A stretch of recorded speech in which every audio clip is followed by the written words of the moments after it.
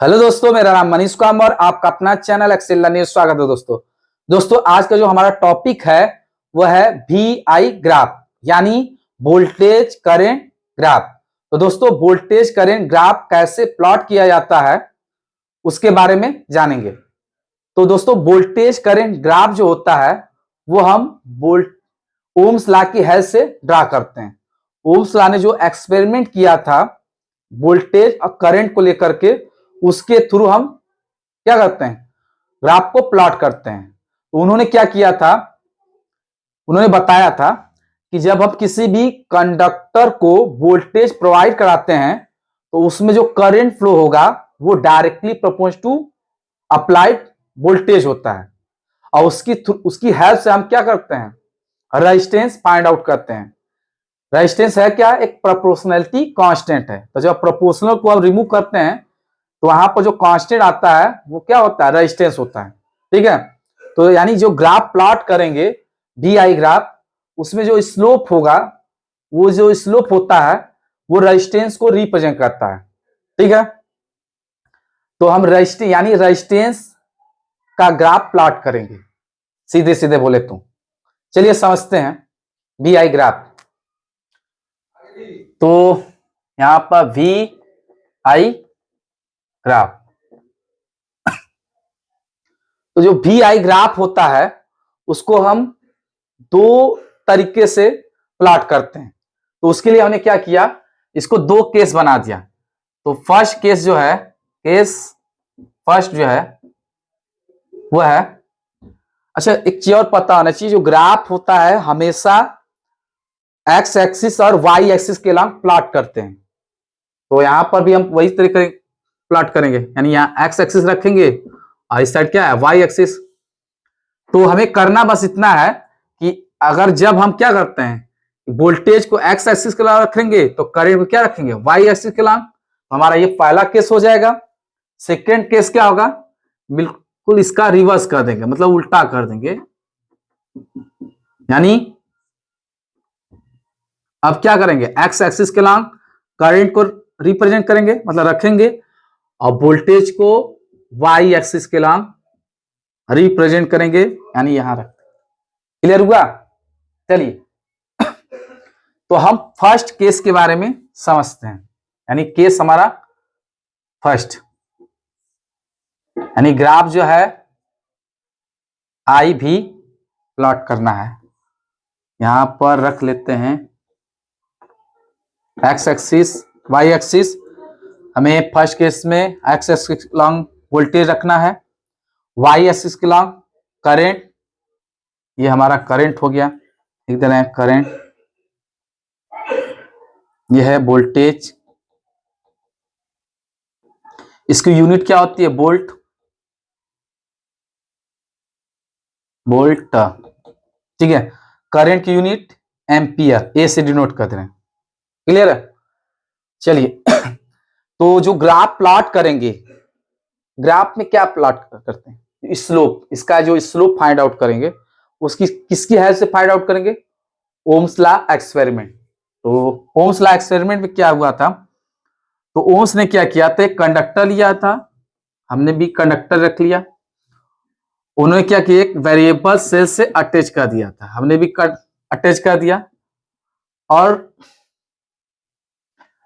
ये सेल है, variable cell है, तो यहां से क्या कर देंगे, इस तरह एरो कर देते हैं, तो वेरिएबल सेल होता है। वेरिएबल सेल मतलब जरूरत के अकॉर्डिंग वोल्टेज को इंक्रीज और डिक्रीज कर सकते हैं। वैसे इस जो यहां बता रहे हैं, ये लेक्चर नंबर 13 में ओम्स ला करके मैंने लेक्चर बना रखा है पहले से, उसमें पूरा अच्छे से एक्सप्लेन कर दिया हूं। वहां पर भी आप देख सकते हैं क्या क्या होता है। यहाँ पर थोड़ा सा हिंट करके बता दे रहा हूं। उसमें क्या होता है कि जब वोल्टेज प्रोवाइड कराते हैं कंडक्टर को, यहाँ पर रजिस्टेंस हम शो कर दे रहे हैं, ठीक। तो जैसे ही वोल्टेज प्रोवाइड कराते हैं इस कंडक्टर को, तो इसमें क्या फ्लो होगा, करंट फ्लो होगा। तो जो उसकी करंट होगी वो कैसे बढ़ेगा या घटेगा, जब वोल्टेज को बढ़ाएंगे या घटाएंगे तब। तो उन्होंने क्या किया, वोल्टेज को पहले बढ़ाना चालू किया, तो हम भी बढ़ाना चालू कर देते हैं। वोल्टेज रखा 2 वोल्ट, तो उन्होंने देखा करंट कितना आया, 1 एम्पियर आया। ठीक है, 4 वोल्ट रखा तो करंट देखा इसमें 2 एम्पियर आया, ठीक है। और 6 वोल्ट रखा तो 3 एम्पियर करंट आया, और 8 वोल्ट रखा तो कितना आया 4 एम्पियर। ऐसे को फॉलो करते हुए मान लीजिए 10 वोल्ट रखा तो कितना आया करंट 5 एम्पियर। डिफरेंस कितना है सबका, इसमें 2 वोल्ट का, 2 वोल्ट 2 वोल्ट 2 वोल्ट, इसमें करंट डिफरेंस कितना है 1 एम्पियर 1 एम्पियर 1 एम्पियर और 1 एम्पियर का। यानी यहां से रिलेशन क्या मिलता है, जो करंट होगा वो डायरेक्टली टू वोल्टेज होगा। क्यों? क्योंकि जिस रेट से वोल्टेज बढ़ा रहा है उसी रेट से करंट बढ़ रहा है, यानी current directly to applied voltage हो जाएगा। और जब इन्होंने प्रोपोर्शनल रिमूव किया था, प्रोपोर्शनल रिमूव किया था तो प्रोपोर्शनल रिमूव करते हैं तो एक कांस्टेंट आता है, उस कांस्टेंट का नाम क्या रखते हैं रेजिस्टेंस, बोल देते हैं रेजिस्टेंस। तो आर इक्वल टू क्या हो जाएगा V बाई आई। देख लो भाई आई इक्वल टू इसका टाइम आर भी हो जाएगा, तो आर इक्वल टू क्या हो जाएगा V बाई आई हो जाएगा। ठीक है, ठीक है ना। चलिए, तो स्लोप मतलब ग्राफ प्लॉट करते हैं, यही डाटा यहां पर रख लेते हैं, ठीक है। हमने इंक्रीजिंग ही डाटा रखा है, डिक्रीजिंग भी रख सकते हैं तो इसी तरह ग्राफ आएगा, सॉरी ग्राफ नहीं, जो वैल्यू आएगा इसी पर बेस्ड होगा। चलिए, तो ग्राफ प्लॉट करते हैं यहाँ पर। तो ये 0 वोल्ट है यहाँ पर, फिर 2 वोल्ट, फिर 4 वोल्ट, 8 वोल्ट, जल्दी जल्दी क्या लिखेंगे 8 वोल्ट, सॉरी 6 वोल्ट, फिर 8 वोल्ट, फिर 10 वोल्ट। वाह, ये डाटा यहाँ पर उठा के दाएं से पटक दिया, ठीक है। अब करंट को भी पटकते हैं यहाँ पर, तो क्या आएगा 1 एम्पियर 2 एम्पियर 3 एम्पियर 4 एम्पियर और यहाँ क्या हो गया 5 एम्पियर रखते हैं। क्लियर है। अब क्या करते हैं, अब आप भी जानते हैं कि ऐसे रख दिया तो इसको हम क्या करते हैं, इसको आगे प्रोसीड करते हैं। तो यहाँ कट किया, यहाँ कट करता है उसका कोऑर्डिनेट होता है, यहाँ क्या हो जाएगा 2,1 का कोऑर्डिनेट हो जाएगा। इस तरह आगे प्रोसीड करते रहिए, इसको कट कर सकते हैं यहाँ पर, ऐसे कट कर देते हैं और आगे बढ़ाते हैं।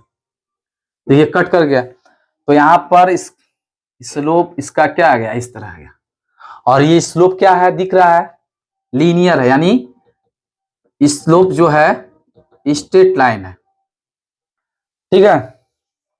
चलिए, तो जो स्लोप होता क्या है, तो जो हमारा स्लोप है वो स्ट्रेट लाइन है, ठीक है।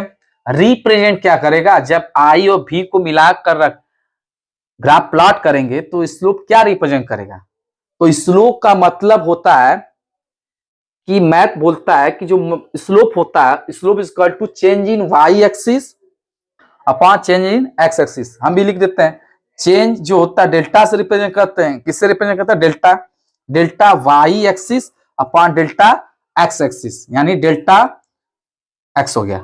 और हाँ सॉरी वाई एक्सिस के लॉन्ग चेंज क्या हो रहा है, करंट चेंज हो रहा है, यहां लिख देंगे डेल्टा आई। और एक्स एक्सिस के लॉन्ग क्या चेंज कर रहे हैं, मतलब वोल्टेज को बढ़ा रहे थे तो करंट बढ़ रहा था, यही ना है, ये करंट बढ़ा रहे हैं तो वोल्टेज बढ़ रहा है, ग्राफ भी आगे भाग रहा है इससे। तो यानी डेल्टा ही हो जाएगा। अब दिख रहा है कि यहां पर स्लोप क्या रिप्रेजेंट करेगा, देखिए यहां पर तो है वोल्टेज अपॉन आई को रेजिस्टेंस बोलते हैं, यहां दिख रहा है रिवर्स उल्टा दिख रहा है, तो यहां पर रिवर्स कर लेते हैं, यानी 1 अपॉन आर हो जाएगा। यानी स्लोप जो होता है इनवर्सली प्रोपोर्शनल टू रेजिस्टेंस होता है, आप बोल सकते हैं स्लोप रेसिप्रोकल ऑफ रेजिस्टेंस होता है, ठीक है। यानी डेल्टा आई अपॉन डेल्टा ही, ठीक है। चलिए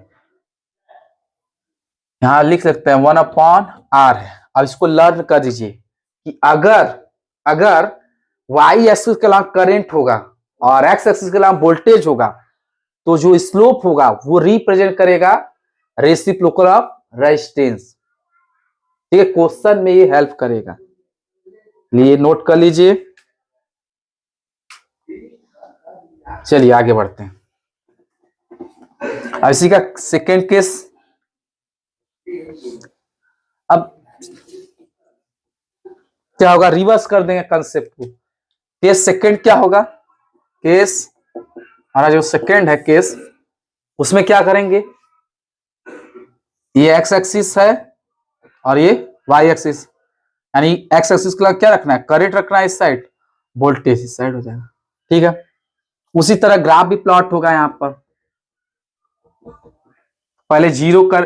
अच्छा, अब हम क्या कर सकते हैं, अब देखिए current directly to apply voltage है, तो हम क्या कर रहे हैं, अब इसमें ये भी कर सकते हैं कि अगर ये डायरेक्टली प्रोपोर्शनल है तो वोल्टेज भी डायरेक्टली प्रोपोर्शनल टू क्या हो जाएगा, करंट हो जाएगा। ठीक है, चलिए यहां पर लिख सकते हैं बी डायरेक्टली टू करंट, तो यानी यहां पर जीरो। अब करंट बढ़ाएंगे तो वोल्टेज को ऑब्जर्व करेंगे, ये चीज करने जा रहे हैं, करंट को बढ़ा रहे हैं तो वोल्टेज को ऑब्जर्व करेंगे। देखिए यानी 1 एम्पियर, 2 एम्पियर, 3 एम्पियर, 4 एम्पियर और 5 एम्पियर हुआ। अब क्या होगा, वोल्टेज 1 वोल्ट, नहीं नहीं नहीं, क्या रखे थे, यही वाला वैल्यू रखते हैं, ये क्या हो गया, 2 वोल्ट, बोलिए, और क्या रखें, हाँ 4 वोल्ट और 6 वोल्ट, और क्या रखना है 8 वोल्ट, फिर लास्ट हमारा जो वैल्यू है वो 10 वोल्ट है। इस तरह प्रोसीड करके आगे बढ़ा सकते हैं इसको। चलिए ग्राफ अब इसी को मिला देते हैं, मिलाएंगे फिर दिखेंगे तो क्या आएगा, आप मिला लीजिएगा, ग्राफ ऐसे आ जाएगा। चलिए अच्छा, ठीक है ना, ठीक है ना। चलिए तो अब स्लोप क्या होगा, यहाँ पर स्लोप अभी आपको बताएं, पता होना चाहिए कि change in Y axis upon change in x axis, यानी delta V upon delta I। Clear हुआ, हम इसको चाहें तो एक्सपेंड करेंगे तो V2 minus V1 upon I2 minus I1 भी लिख सकते हैं। और चेंज का मतलब होता है क्या है, डिफरेंस, डिफरेंस मतलब सब्ट्रैक्शन, मतलब फाइनल माइनस इनिशियल। जब न्यूमेरिकल सॉल्व करना रहता है तो इसकी हेल्प से यूज कर सकते हैं। चलिए तो यहाँ पर जो स्लोप होगा, स्लोप वो इक्वल होगा किसके, रेजिस्टेंस के। क्यों, यहां लिखते हैं डायरेक्टली पहुंचता हूं, क्योंकि यहां दिख रहा है बी अपॉन आई होता है, यानी B by delta B by delta I, यानी जो यहाँ पर स्लोप होता है, स्लोप 1 डायरेक्टली टू आर। चलिए ये नोट कर लीजिए और इस पर एक क्वेश्चन कर लेते हैं। अच्छा, माइंड में क्या याद करना है, ये दोनों केस पता होना चाहिए। फर्स्ट केस में inversely proportional resistance, second case में डायरेक्टली प्रोपोर्शनल रेजिस्टेंस। तो बच्चों को ज्यादातर ये याद रहता है, क्वेश्चन आ जाता है रिवर्स करके और गलत कर देते हैं। अब बोर्ड एग्जाम में इन दोनों में से दोनों केस पर क्वेश्चन आ चुके हैं और आगे भी आएंगे, ये मान के चलिए। चलिए क्वेश्चन करा देते हैं, अगर समझ में आ गया ये चीजें तो क्वेश्चन आपको इजी लगेगा।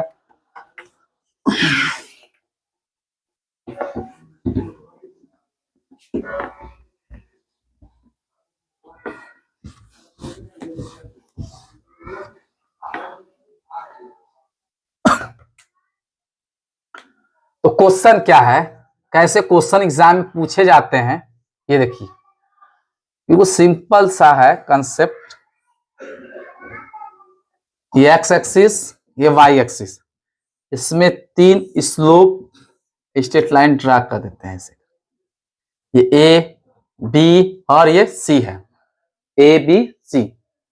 टेम्परेचर T1 रखा, T2, T3, ठीक है।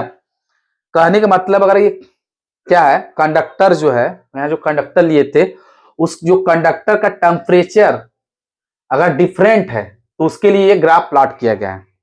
ठीक है, क्या मैंने बोला, अगर कंडक्टर का टेम्परेचर डिफरेंट है मतलब बदलते जा रहे हैं, पहले मान लीजिए 25 डिग्री सेल्सियस था, फिर क्या हो गया 35 डिग्री सेल्सियस, फिर 45 डिग्री सेल्सियस कर दिया, तो टेम्परेचर देखिए बढ़ रहा है ना। तो उसके लिए इस तरह ग्राफ प्लॉट किया गया है। क्लियर है, ऐसे समझने के लिए। तो अगर यहां पर करंट रखते हैं और इस साइड क्या रखते हैं, वोल्टेज रखते हैं, ठीक है। एक केस ये हो जाएगा। सेकेंड केस क्या होगा, मतलब सेकेंड क्वेश्चन इसी पर यही क्वेश्चन बना सकते हैं। ये लीजिए, यहां पर हमने रख दिया वोल्टेज और इस साइड क्या रख दिया, करंट रख दिया। ए रख दिया, बी रख दिया और सी रख दिया। तो अब यहां पर टेम्परेचर ये T1 है, क्या है T2 है, और क्या है ये T3 है। ठीक, चलिए। तो ऑप्शन पूछता है क्वेश्चन में कौन सा ऑप्शन करेक्ट होगा। ज्यादातर ये क्वेश्चन ऑब्जेक्टिव क्वेश्चन में आते हैं, मतलब ऑप्शनल क्वेश्चन में। तो ऑप्शन में लिख दे रहा हूं, R A is greater than R B is greater than R C. B इसी का reverse, R A less than R B और less than R C. C R A equal to R B equal to R C. D option जो हमारा है none of these, none of these. तो हमें बताना है कि कौन सा ऑप्शन करेक्ट होगा फर्स्ट क्वेश्चन के लिए, और ये मान लीजिए क्वेश्चन सेकंड है। यही दो टाइप के क्वेश्चन एग्जाम में पूछे जाते हैं और रिपीट करता रहता है बोर्ड एग्जाम में। और यहां तक नहीं, बोर्ड में किसी भी कॉम्पिटिटिव एंट्रेंस एग्जाम में भी ये क्वेश्चन आते रहते हैं।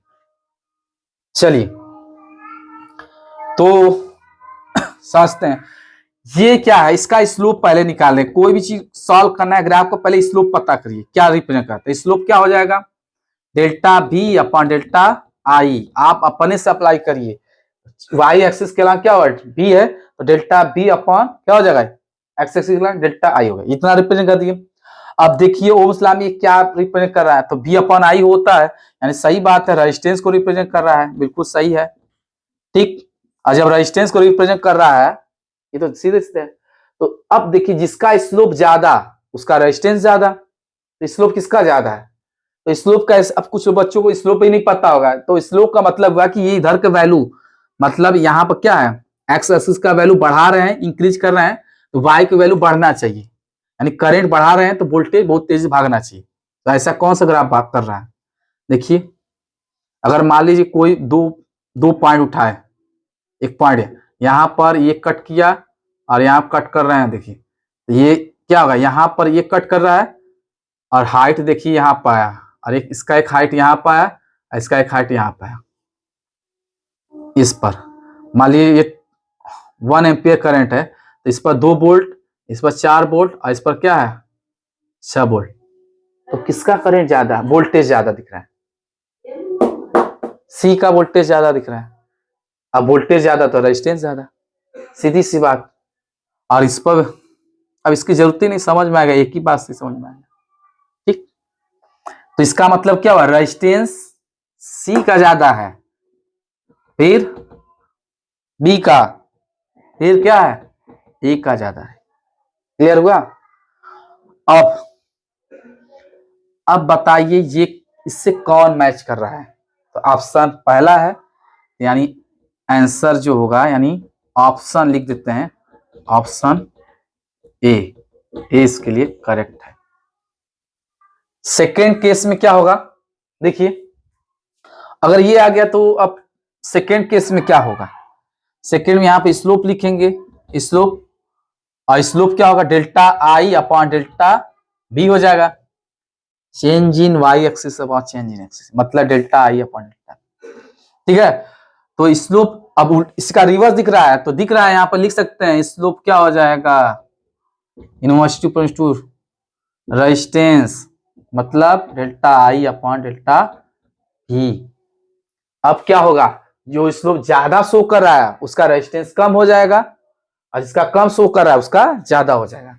इसका मतलब क्या हुआ, आंसर लिखेंगे तो क्या लिखेंगे, बोलिए आर ए ज्यादा है, आर ए ज्यादा है। ओ नो, ऑप्शन गलत लिखे हैं। ऑप्शन क्या है, देखिए आरसी ज्यादा है ना, ऑप्शन यहाँ पर बी हो जाएगा कि नहीं।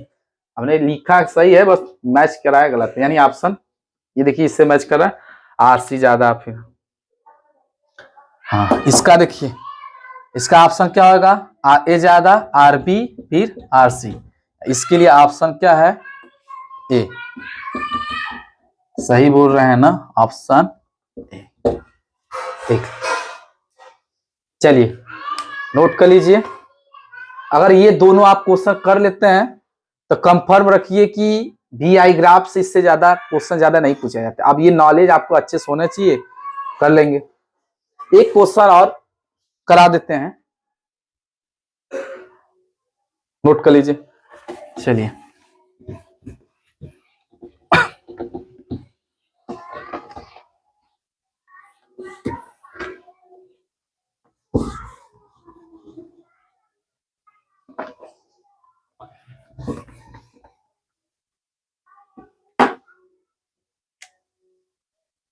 ऐसे क्वेश्चन थर्ड है, मान लीजिए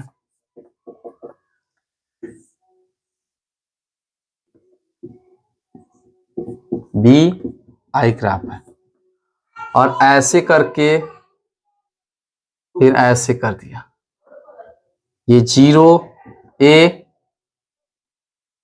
B और ये C पॉइंट, ठीक है। और ये पूछ देता है कि ये जो ग्राफ प्लॉट किया गया है, क्वेश्चन समझिएगा बस खाली ओरली, कि अगर ये ग्राफ प्लॉट किया गया है तो ग्राफ में देख करके कहां तक ओम्स लॉ वैलिड है। इस क्वेश्चन में ओम्स लॉ वैलिड कहां तक है, क्या कौन सा पॉइंट क्या है ओम्स लॉ को रिप्रेजेंट कर रहा है। तो ओम्स लॉ में जो क्या होता है, जो ग्राफ प्लॉट करते हैं वो स्ट्रेट लाइन होना चाहिए। अभी बताएं स्ट्रेट लाइन, ठीक है। तो यहां दिख रहा है यहां से यहां तक क्या है, स्ट्रेट लाइन है। इसके बाद कर्व है, जिगजैग आने लगा। तो वो ए जो है वो स्ट्रेट लिख देते हैं, स्ट्रेट लाइन है, स्लोप है इसका, स्ट्रेट लाइन स्लोप है। और ये स्ट्रेट लाइन स्लोप है, इसका मतलब ये क्या कर रहा है, इतना ओ ए क्या ओबे ओबे ओम्स लॉ,